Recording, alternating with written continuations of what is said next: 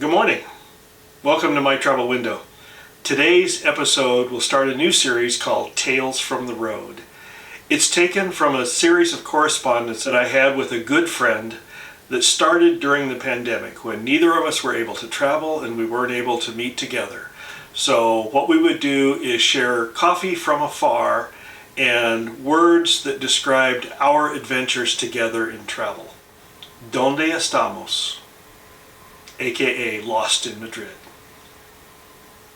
It was night, although our bodies were not quite willing to admit that fact. We had passed through 9 time zones since our departure from Spokane International, where we had been delayed by the mandatory de-icing necessitated by the frigid temperatures that were the first signs of encroaching winter weather, and now found ourselves staring out the window of a very different, albeit warmer, world. The confusion arose from the fact that our brains were convinced it was still the previous night, since we had yet to sleep any measurable time, making it seem like one endless day.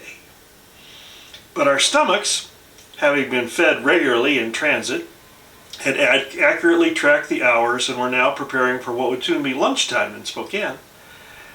Our eyes, however, had observed the sunset, sunrise, and sunset again, and were fully on board with the fact that we were now preparing for a second night of our nascent journey.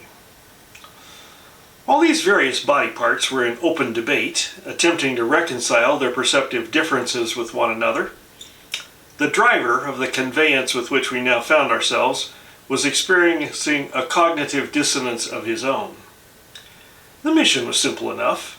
Having picked up a weary-looking and largely unintelligible couple from his local Madrid airport, the taxi driver had been able to at least solicit an address. That was enough.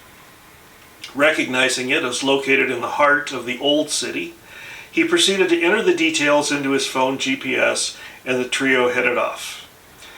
During the early portion of the trip, communications were attempted between the driver and his transportees, but the language barrier between them was wider than either party could navigate, and the ride had resolved into an awkward silence. Looking back on the incident, I now realize how wide the chasm is between the modern portions of Madrid and its 4-century-old heart. The route from the airport had been along sleek, modern roadways, and upon reaching the edge of town, we had discovered a whole new world of automotive engineering. Ringing the city is an underground circular roadway, some 20 miles in length.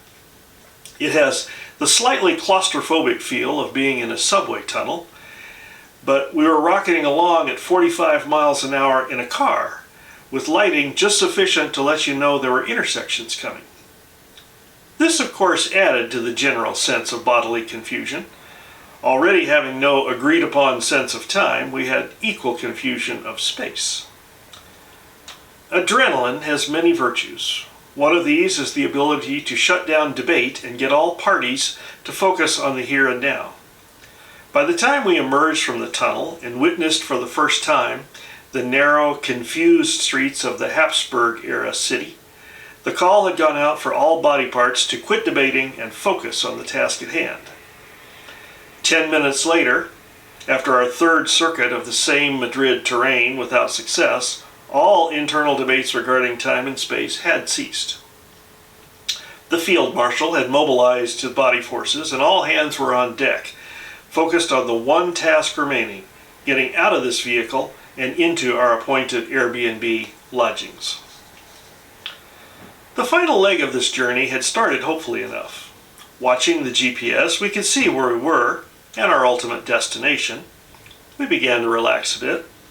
We came to a street. Well, in America we would call it a back alley, but the GPS called it a roadway. And the GPS indicated we should turn there. Unfortunately, the path was blocked. A motorway during some parts of the day, this path was apparently a pedestrian walkway at night. The driver gestured toward the GPS, muttering a few sentences to us in what he seemed to expect us to understand. My 2 years of high school Spanish yielded not a single word of comprehension, but the situation seemed clear enough. He was going to have to go the long way around, and he proceeded to attempt to do so. It was when we recognized the same intersection for the third consecutive time that we realized the driver could not get us to our desired location. With each iteration came a fresh set of explanation from the driver. Or was it the same set? Who could know? To be fair, he had tried multiple options. At one point, he even turned down a path that caused the adrenaline to kick up yet another notch. The road was so narrow that the driver had to reach out and pull in his mirrors on each side in order to pass. Even then, we inched forward, barely moving. With the driver, our eyes flashed from one mirror to the other. I think he has an inch on this side, maybe two over there. Oh, nope, not anymore. I waited for the scraping sound, but he emerged unscathed. Arriving back into the small plaza where we began the detour, we experienced another first. The driver parked the taxi. Leaving it running, he motioned once again unintelligibly and left us. We watched in obvious concern as he struck up a conversation with nearby locals. He returned and departed anew. We quickly ticked off our list of available resources, finally narrowing to one available option, our Airbnb hostess. While we had been fruitlessly exploring the back streets of old Madrid, she was waiting for us as we had previously arranged. We had cell phones, but no idea how to make an international call. But after several failed attempts, we were finally able to connect with her. When our taxi driver reappeared after his second unfruitful search for information, we handed him the phone. 5 minutes later, the three most relieved people in Madrid arrived at the location that would house us for our brief stay in Spain's capital.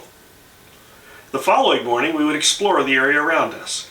To our shock, we were less than 50 yards from one of the most famous landmarks of old Madrid, Mercado San Miguel, which is where our hostess had directed the driver and to which he probably drives daily. So close and yet so far.